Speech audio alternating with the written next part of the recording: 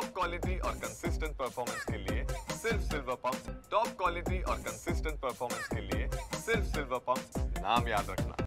पाकिस्तानकडून कालपासून भारतावरती पुन्हा एकदा मिसाईल हल्ले जे आहेत ते केले जात आहेत। विशेष म्हणजे ड्रोनच्या माध्यमातून ड्रोन बॉम्ब जे आहेत ते सीमेवरच्या शहरांमध्ये पाकिस्तानकडून पाठवले जात आहेत।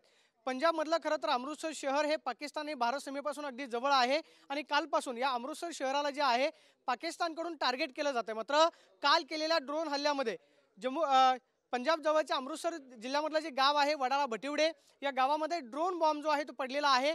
बॉम्बचे 2 कंटेनर हे वडाळा भटिवडे गावामध्ये पडलेले आपल्याला पाहायला मिळतात। सध्या आपण पाहतोय की 2 कंटेनर आपल्याला पाहायला मिळतात।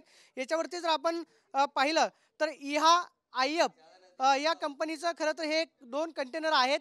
साधारणतः जर आपण याचं वेट बघितलं तर 10 किलोच्या आसपास या 2 कंटेनरचं वेट आहे आणि हे 2 बॉम्ब जे आहेत ते सध्या पडलेले आपल्याला पाहायला मिळतात। सध्या आर्मीचे जवान आपण पाहतोय की या ठिकाणी पंजाब पोलीस जे आहे ते तैनात करण्यात आलेले आहे। मात्र या परिसरामध्ये ज्यावेळेस हा बॉम्ब पडला त्यावेळेस घबराटीचं वातावरण निर्माण झालेलं होतं, कारण ज्यावेळेस ड्रोन या ठिकाणी पडला त्यानंतर या ठिकाणी आग जी आहे ती मोठ्या प्रमाणावरती लागली। मात्र सध्या आपण पाहतोय की हे ड्रोन जे आहेत ते सध्या खरं तर भारताच्या दिशेने पाठवले जात आहेत। मात्र दुसऱ्या बाजूला बॉम्ब स्क्वॉड जे आहे ते अगदी थोड्या वेळात या ठिकाणी दाखल होते। मात्र सगळ्यात महत्त्वाचं म्हणजे आपण जर या ठिकाणून नजर टाकली तर हे आपल्याला एक्सप्लोजिव्ह जे आहेत ते आपल्याला पाहायला मिळतात। मी कॅमेरामॅनला विनंती करेन की या बॉम्बवरती नक्की काय लिहिलेलं आहे, म्हणजे याचा अंदाज लक्षात येईल की पाकिस्तानला हे खरं तर मिसाईल किंवा जे बॉम्ब आहेत कुणी दिलेले आहेत याचा अंदाज येईल। आपण पाहिलं तर या IFWH हे आपल्याला या कंपनीचं नाव पाहायला मिळते। त्याची जी डेट आहे 5 तारीख आपल्याला पाहायला मिळते आणि एक्सप्लोजिव्ह लॉट आणि त्याचं वजन जे आहे ते जवळपास 5 किलोच्या आसपास आहे।